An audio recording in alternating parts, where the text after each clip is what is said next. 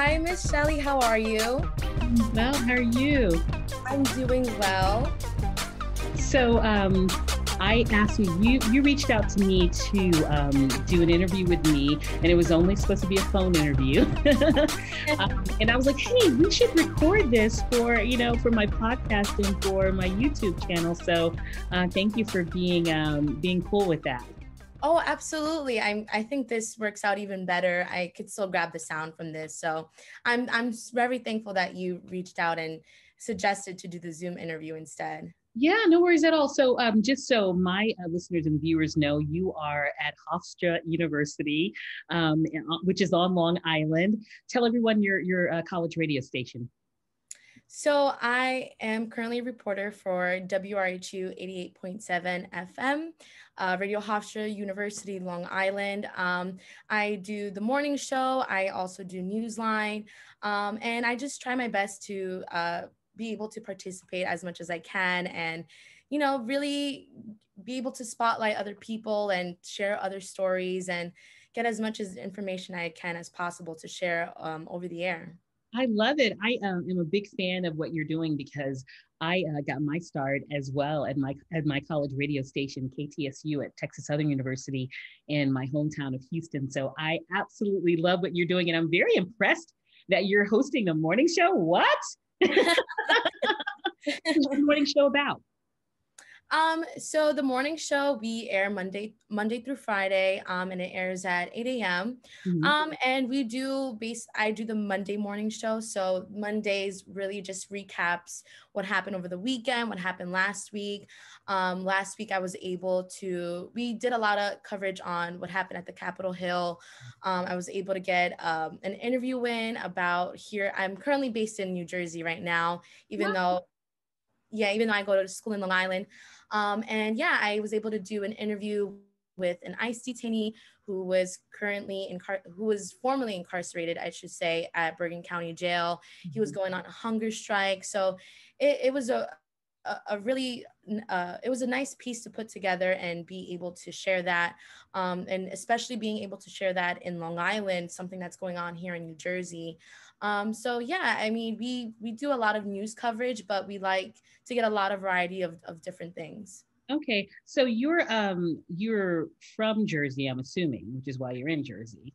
Yes, I'm from Bayonne, New Jersey. Okay. What was that? What was the last thing you said? North Jersey, not South Jersey. Yeah, I know exactly where Bayonne is. You've got the Bayonne Bridge right there. Yes. Tom Cruise, when he did, what was that movie he did that was based in Bayonne? I used to live right down the block from that movie set that I forget the name of the movie. Was it War of the Worlds? Was it? I think it was, yes, I think it was that movie. Yeah, and I used to live in Hoboken. So the whole reason you're reaching out to me is not only because I'm in radio, but because I used to be on the radio in New York City at Z100 New York. And so you are typically interviewing, I'm on the West Coast right now, but you're typically interviewing personalities who are based in the New York area. Yeah, so World Radio Day is approaching soon, and we are basically trying to get as many as, on-air talent and just people who work different positions. You also have our engineers, general managers, things like that, just to compile all these interviews and really spotlight, the beauty of radio and the power it has.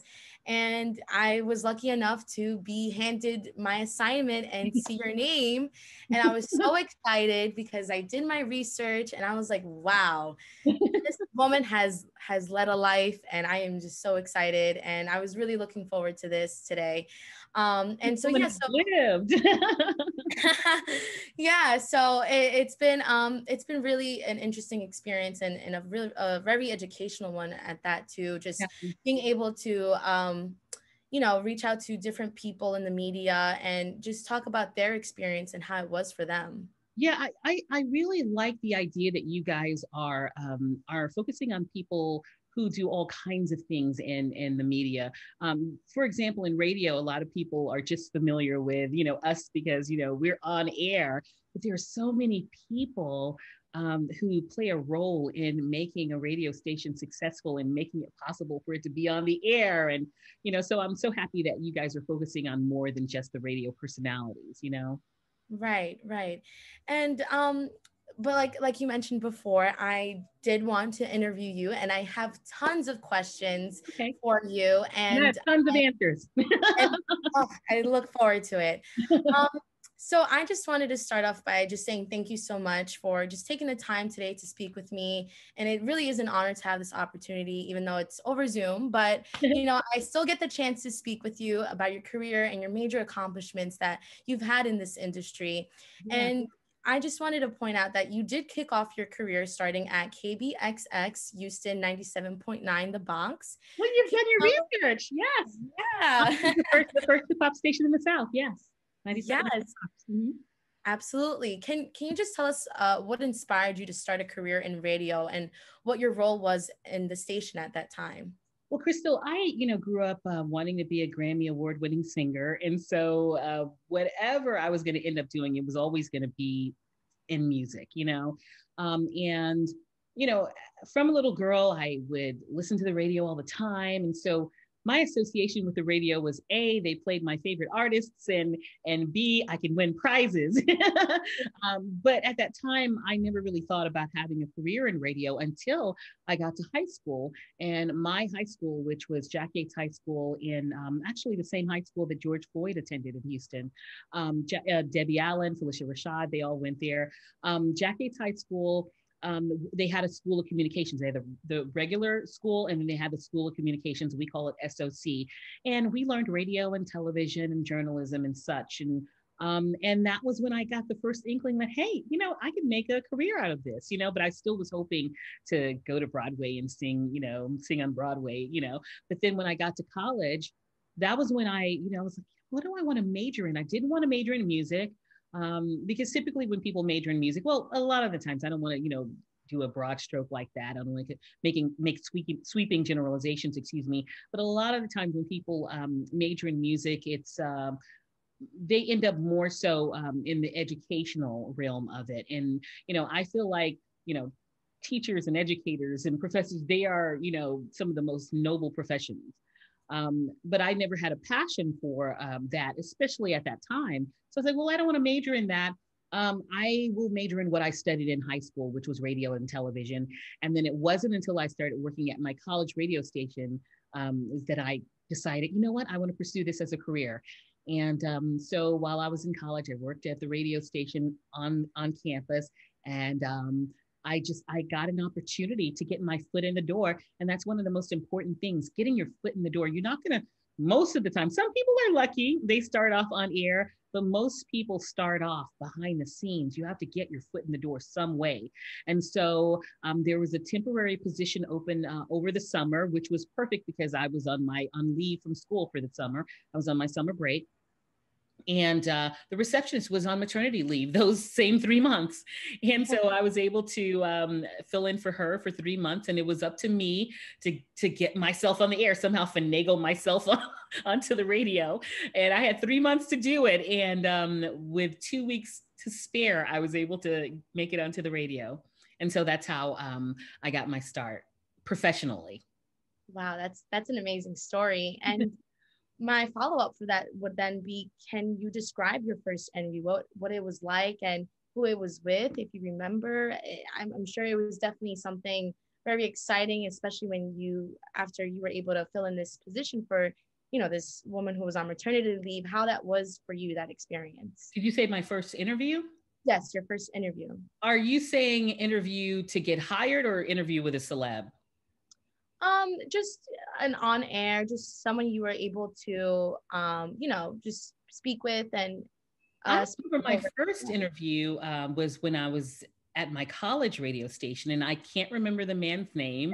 I just remember he worked at let's say a place where they made instruments, let's say that, but he was like an executive there. And I remember it so clearly because as a college student, you know how broke we always are as a college students. As a college student, I just remember looking at him and thinking, he looks very rich. You know, his skin was very smooth as if he were getting facials all the time. And his hands were really soft and he had this really fancy suit on and hair was very, you know, coiffed, you know, and he just seemed rich to me. And I just remember interviewing him about the company. I don't remember his name. I don't remember the company, but that was my first interview. And I'm trying to remember my first interview in professional radio, in commercial radio. I can't remember my very first interview. I can't remember what that interview was though, but I've interviewed some pretty amazing people over the years though, but I don't remember my first one. That's a really great question. I need to go back and see if I can do some research to figure out who my first interview was. So when you first started radio, could you describe how it was during that time? And would you say it's different to how it is compared to now? It was very exciting, and you know, you don't want to sound like, you know, this person from the Middle Ages or anything, like, well, back in my day, you don't want to sound like that, but things are very different. But I do remember being extraordinarily excited because when I got my first time job on the radio, on commercial radio, I was still a college student.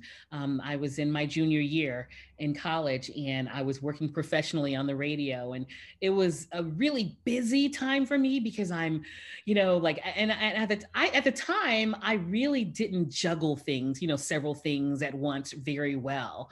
I'm one of those people, those creative people that my head's always in the clouds, and I'm like, you know, dreaming all the time. And so paying attention to detail isn't always my strong point. And so at that time, really, when I was a kid, I was really terrible at it. So trying to juggle, you know, being a full-time college student and driving back and forth between work and school, and then making appearances and broadcasting live. And as you said, doing interviews and stuff, it was all very exciting. I remember my classmates were really excited for me. And I was always, you know, at the Student Life Center passing out flyers. I'd made flyers with my picture and what time I came on the radio, and I would pass them out to my fellow students all the time. And so it was very exciting, but it was also very frantic as well because I was a little overwhelmed. Let's say a lot overwhelmed by all of the responsibility at once. And the second part to your question, yes, it was so much different because this was back in the 90s the early 90s, actually, when I first started radio professionally.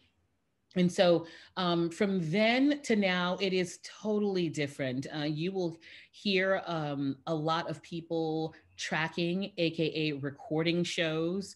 And, you know, those being played, you know, on air and play, you know, and I could be in New York City and I could be recording shows that run in Texas, you know, that's a lot more, you know, and that's entirely different from syndication. You know, syndicated show, you know, everyone really knows, okay, this person is in, I don't know, let's say Dallas, and their show is being broadcast everywhere, you know. But when you're tracking, a lot of the times you're tracking, you know, a show, and it may run in these towns, and you may track another show that run, you know, it's different from syndication. And so that wasn't as pervasive back then. And you could have a chance, you know, when I got my start, I was overnights on the weekends. And a lot of the times now, those jobs are being tracked by someone in another city. So it's harder for kids to get their start now because they can't get on air because someone else is tracking it from another city, you know? So it's different in that way. And I can't tell you how many times technology has changed since I was on the radio, you know? Like, you know, at first we would, you know, when I was in college, we had reel-to-reels and carts. And then when I got to the radio station, sometimes they would have, some carts, but then mostly we were playing CDs. And then all of a sudden we went from CDs to everything being on the computer, as I see behind you now. And so I've gone through so many different changes just with the technology during the time, between now and, the 90s. So yeah, things are different in those ways, and probably a lot more. And how was that adaptation for you, having to quickly learn, as technology advances? Was that something that you found difficult to adjust to? No, you just got to do it. You just got to do it, or you'll get left behind. You just got to do it. You learn. It's a necessity. So no, none of it was very difficult for me. Not at all. And I had another question that I also wanted to ask you. As a woman and being in the media for so long, what is something that you think that women face, a struggle that they face when they come into this industry? Well, things are, it's definitely a male-driven industry. It's frustrating because I know that I haven't gotten jobs for various reasons having to do with my gender. They don't say that to you because they could get sued for saying that to you, but ultimately, they're not hiring me for this job because I'm not a man. Um, Even though things are constantly getting better, it's still a male driven business. And it's frustrating when you know that you have just as much talent, or maybe even more. You work just as hard, or maybe even harder than this person, but they're getting the opportunity because they're a man. You know, most of the time, and this is why I'm impressed with you being on the morning show. Most of the time they give morning shows to men. Now you have a lot of women doing morning shows now. A lot of women are what they call sidekicks or co-hosts. It's rare, not as rare as it used to be, but it is rare that it is a woman's show, like this is her show. It's like she's either co-hosting it with a guy or she's a sidekick. For whatever reason, they manufacture, from time to time, they don't think that women can host their own shows and be successful, at least not as much as they think it for men, because if that weren't the case, then you would see more of it. And a lot of the times you'll see where it's one woman with her own show on a station, because that's just how it's always been. Again, it's improving, but it's still, one woman with her own show, and most of the time it's middays. It's like it's frustrating when you don't get. I mean, I did afternoons. The last gig I had was afternoons, and it was refreshing because there were times when I was in the industry where they wouldn't dare give an afternoon show to a woman. So it's getting better, but it is frustrating when you know that you are qualified for a gig, but you don't get it because you're a woman, and that's what it is, because there's no other excuse. Absolutely. And how do you suggest that, even though it is slowly improving, how can we move away from this idea that women are seen as co-hosts and sidekicks? How do we improve that image for women who want to join the media? I think it's hard to say that you can improve that from, just being a woman and saying it to them, but because you do want to be considered a team player. You don't want to be perceived as someone who's difficult and always complaining, but at the same time, you want to point this out. Hey, I can do this job as well. I think it takes more people in positions of power who are open-minded. That's what I think it takes. And unfortunately, it's not your job to change their minds, or you can't change their minds. And maybe you can influence them, but ultimately people are who they are, and they make the decisions they make because of who they are.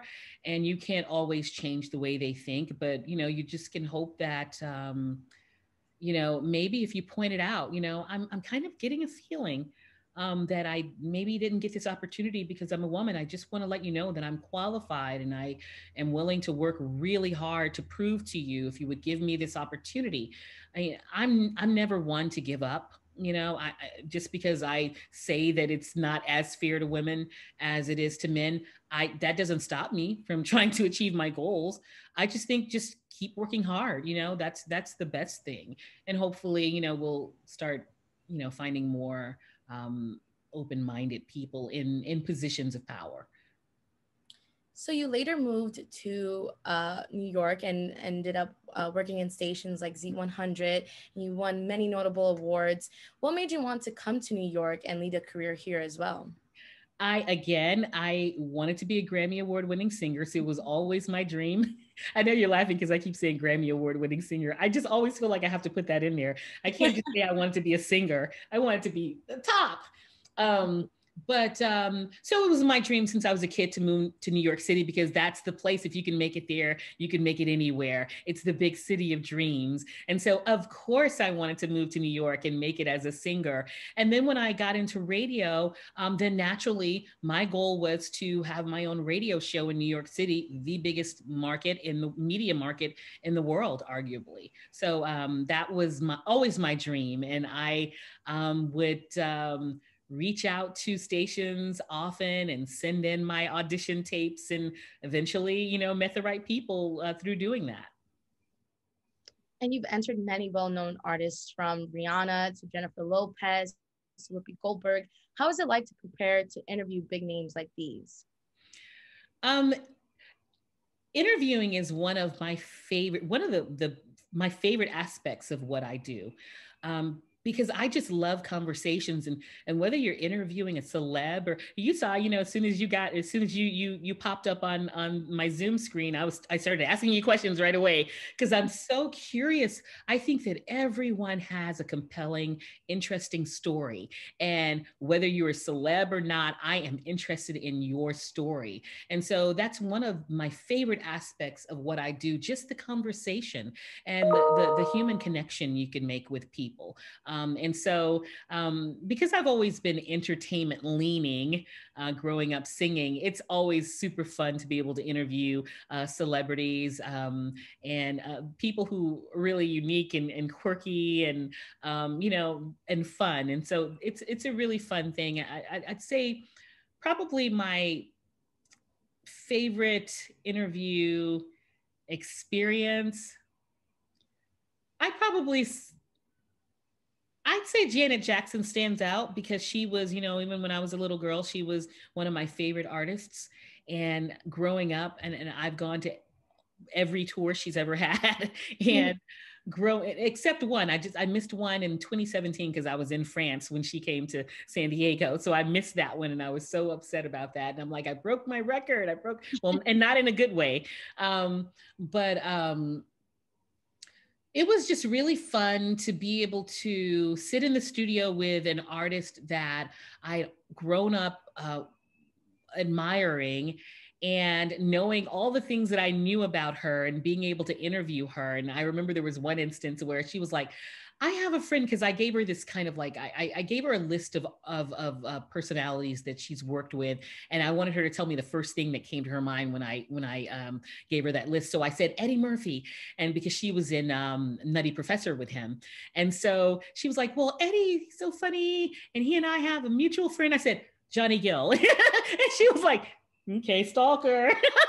It's like, I know everything about her. So although she didn't say the friend's name, I knew exactly who she was talking about because I know everything about her because she was one of my favorite artists. So just to be able to sit and in a room with her, and it's just me and her, because I asked the record label people if they could, go outside while I interviewed her, and just me and her, and just having fun and taking listeners. I took calls from her favorite listeners, and they called in, and it was just really exciting. And she wasn't, a lot of times you interview people, they're in a rush, they're going on to the next interview. She lived in NYC, and so she wasn't in a rush, and we just took our time, and we just talked about everything, and it was a really fun experience. That honestly sounds like the best interview anyone could possibly have. It was fun. And aside from radio personality, you're also a TV personality. Mm-hmm. What would you say is the biggest challenge between working with the two, and what are some major differences you could note between TV and radio? Well, TV, there was once a time where you didn't have to worry about how you looked in radio because no one was watching you or looking at you. Now, we've got to always be on social media and on YouTube and on our websites, so people are more familiar with how we look than they used to be, even before I got into radio. So I was going to say that one of the big differences is that people don't see you that much, but it's true. They don't see you as much as they, if you were on TV. But I used to not have to put on that much makeup, in a radio station. And now you do because of all of the videos you're always recording. But it's, I guess it would depend on the show you're on. But when I've done TV, most of the time it's been me being an entertainment pop culture authority expert. And so I'm talking about celebs. And so just kind of like, whereas in radio, I'm actually running the show, I'm hosting, and the appearances I've made on TV, most of them, I'm a guest and I am, just making a comment about a celeb here and there, but, there is a different feeling when you're in a radio studio than when you're in a TV studio. There are so many more people, especially, the places I've done TV in New York and LA, it's like these are the media capitals of the world. And there are so many people involved, you've got the audio person putting the thing in my ear. You've got the makeup person, touching me up. They already did my makeup, but they're right before I go on stage, they're touching me up. And you've got the wardrobe stylist checking me out to make sure everything's okay before I walk out onto the stage. Whereas when I'm on the radio, I'm just like, I get up in the morning and I pick what I'm going to wear. Nobody really cares. They're not checking out, whatever. I have my own headphones. Nobody's like making sure they're okay. It's like I'm in control, when I've done radio. In TV, there's so many more hands in the pot, and so many more people coming together to make sure that show is a well-oiled machine, so it's been different for me in those ways. And what is it about radio that you feel allows for listeners to want to engage more? It's been my experience that people feel like when they listen to you on the radio, you are their friend. And I feel like you make that connection. Although when I do TV, people feel like it's a big deal. They're always like, oh my God, you did that. But I feel like when I'm on the radio, people reach out to you. They really feel like it's more of a personal connection. For whatever reason, there's not as much a barrier as they feel as when you're on TV. They feel like they're reaching out to their friend, and they're listening to their friend. And so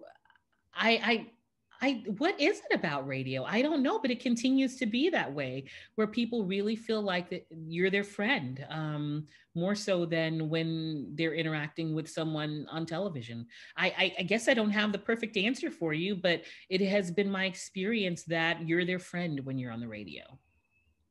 And it's interesting that you point that out because I remember watching a small snippet of you and Lady Gaga, and she says to you, well, when I used to listen to you, I used to feel so warm, and it was something about your voice. So I guess that goes along with the personal connection that people normally feel when they're listening to someone on air, whether they're going to work or on their way to drop off their children at school. So I would say that's definitely part of that connection where they tune into you every morning or right before they're about to cook and things like that. So yeah, definitely something worth having.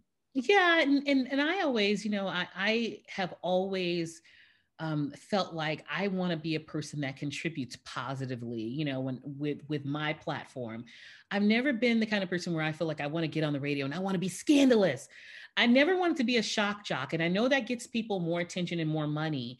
But for me, I always just want to put good energy out there because I feel like, I guess it's, I'm a super sensitive person. And so I feel like when people entrust you, with their time and with their emotions or whatever it is, I think that it's important for us not to use that or take advantage of that in a negative way.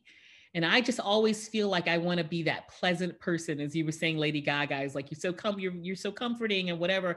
I want to be that person where when people tune into me, they feel a sense of comfort and escape from all the craziness and drama, because life is so hard. And 2020 proved that, not that we didn't already know that, but it proved that to us even more, and how important those human connections are.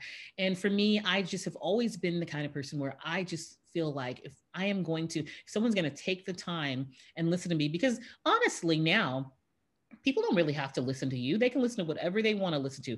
They can curate their own playlists.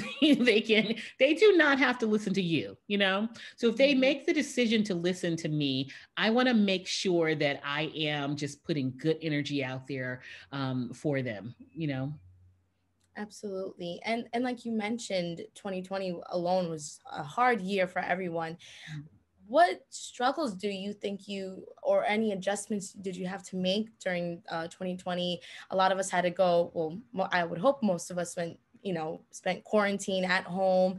Were there any challenges you faced during that time period when the virus first broke out? And I feel like I know for me personally at our radio station, a lot of us weren't able to meet in our studio. It was very limited and things like that. And there was a lot of safety precautions we had to take in order to come into the station and book in advance if we wanted the room and things like that. For me, I live alone and my family is in Texas and I'm in California. And so I have felt very isolated, just to be honest with you. I have felt very isolated. And I did get a chance to see my family a couple of times over last summer. Didn't really have any intention to travel during the pandemic, but there were a couple of reasons I had to, I really had to. And so I took that opportunity those 2 times when I had to travel. I stayed with my family for a month at a time, so it really recharged my batteries and made me feel less isolated because I was with the people who loved me most.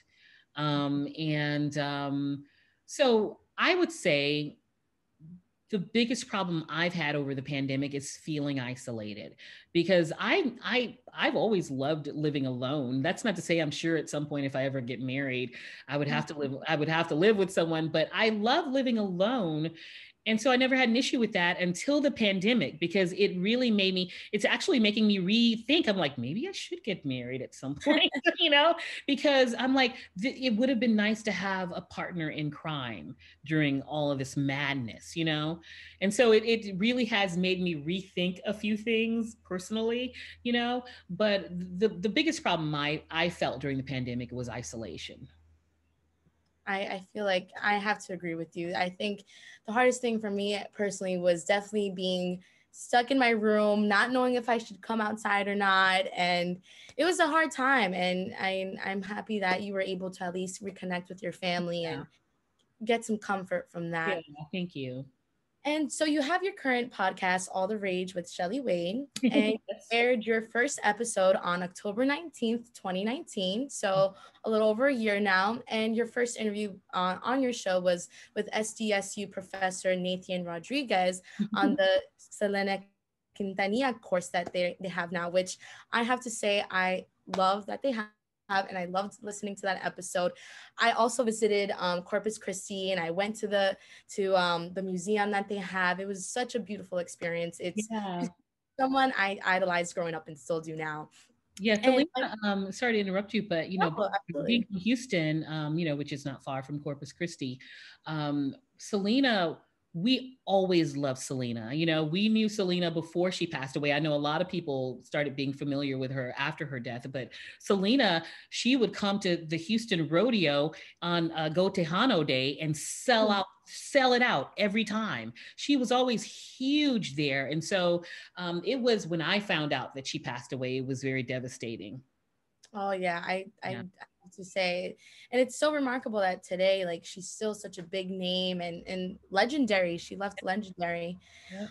But my question to you is, what pushed you to create a podcast of your own and take this initiative and create something that belongs to you? I just think it's imperative of us to have self-expression, even apart from, I was doing a podcast, for the radio station as well. But apart from that, I think it's important for us to have our own means of expression outside of radio. That way, when you're not working at a radio station, you're not like lost as to what am I supposed to be doing? You're supposed to, what we do, it's self-expression, right? And so you always want to have a means of self-expression. And these days, you don't have to wait for a company or a station to allow you to do anything to express yourself. You can have your own show without companies and stations. It's amazing when you are with companies and stations, but it's also amazing when you're not, because you're able to express yourself. Anyone can have a podcast, so it's just a means of self-expression for me. Yeah. And as someone who works in the media presently, what is your advice to listeners out there that have interest in taking a step into radio or television, or advice to those currently working in the media now? I think it's a fun gig, it's a fun gig to have. And, there are a lot of people losing their radio jobs. I don't know if you know, but I haven't been on the radio since 2019, the summer 2019. And a lot of people are losing jobs. Not just in radio, but in all kinds of fields, especially because of the pandemic. I was, there are some radio forums on Facebook, and I was on one of them the other day, and someone was like, I got let go, and then I decided to go back to school, and now I have my doctorate, and this is what I'm doing. And I made a comment, and I said, this is so awesome, congratulations. I said, because for some, radio is a fun stop along your journey. So sometimes you're not going to stay in radio or TV forever. Sometimes it's a fun experience that you do for some years, and you may go on and do something else. And there are other people who are going to be in radio for their whole careers, or TV, their entire careers. But in either case, I think that while you're doing it, enjoy it. Because we never know what the future holds. We never know what's going to happen the next second. So really take it in and enjoy it. I mean, I have had such an amazing radio career. I've had an amazing TV career. It's, a secondary career for me, but it's been amazing as well. And it's just, I've had so many experiences that so many people won't ever get the opportunity to have. And I have appreciated them. And I would just say, enjoy yourself, have fun. Don't take yourself too seriously. Although, do advocate for yourself for sure. When you want to achieve things and you may not think things are fair, advocate for yourself, but don't take yourself. Some people get into positions and they take themselves a little too seriously. Don't take yourself too seriously. Just have fun. Enjoy the moments, enjoy the experiences. And no matter what happens in the future, no one can ever take away the fact that you did these amazing things, so I would just say, enjoy yourself. Well, thank you so much, Ms. Wade, for taking the time out of your day. I'm sure you're a very busy woman, and be able to sit here and share your experiences and give us advice. And I look forward to hearing from you so soon. And I just, again, would like to thank you so much for being here and speaking to me today. You're really welcome. I forgot to ask you, what's your classification? Which class are you in at Hofstra? I'm in my sophomore year. Oh, wow. And your major is? So right now I'm doing a double major.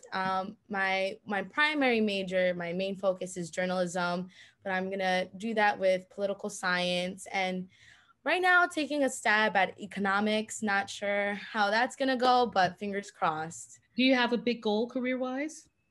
Yeah, a big goal for me would definitely be my big dream would be to become an anchor one day, a news anchor, whether it's for the Spanish media or for, English media.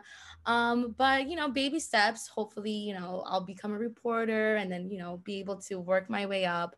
But I really I enjoy whether it's writing or being able to speak, just being able to share stories like you mentioned before. Yeah, you had a really nice texture to your voice. I like your voice, and you've got a great personality. You've done really well interviewing me, and I just see that you're going to go really far, whatever you decide to do.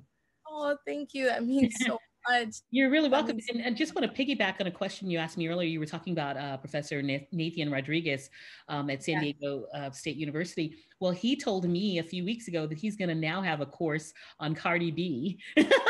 Wow. Spring. I'm like, wow, a course on Cardi B. That'll be interesting. Wow. I have to transfer over then, because these courses, I wish they were available to me. I would have signed up so quick. Oh my goodness. So listen, I've enjoyed this experience. Where is this gonna air or anything? Because I want to shout out to everyone, tell them where to follow me and such. Oh, absolutely. I believe I have to reach out to Andy Gladden. He's the one who, has been giving us all these assignments. I believe we're going to air most of these for February 12th, which would be when we're going to do the World Radio Day special. But I will definitely reach out to him and double check and shoot you an email, because I'm not sure if they're planning to do something a few days prior to World Radio Day. So, but I know for sure it would be sometime in February. Well, it's okay. Well, I'll shout out my stuff anyway. As you said, my podcast is All the Rage with Shelley Wade. It's on Apple Podcasts and wherever you get your podcasts. And also, I'm on Instagram at the one and only Shelley Wade. Follow. On Twitter at Shelley Wade. Don't forget that Shelley spelled with an EY. And like my All the Rage with Shelley Wade Facebook page and my All the Rage with Shelley Wade YouTube channel. And my website is shelleywade.com. That's SHELLEYWADE.com. Bookmark that and check back all the time. Thank you so much. I've enjoyed talking to you. Thank you. Thank you so much. And I just wanted to ask, because I think this is recording on your end, correct? Yes. Would you be able to when you hit finish done recording, if you could send it over to me? I will. Thank you so much. Enjoy your day. 2021. Let's hope it's not it doesn't continue to be sucky. Hopefully not, but cheers to that, to a good 2021. Hey, good luck with everything. Thank you. You too. Have a good one. You too. Bye-bye.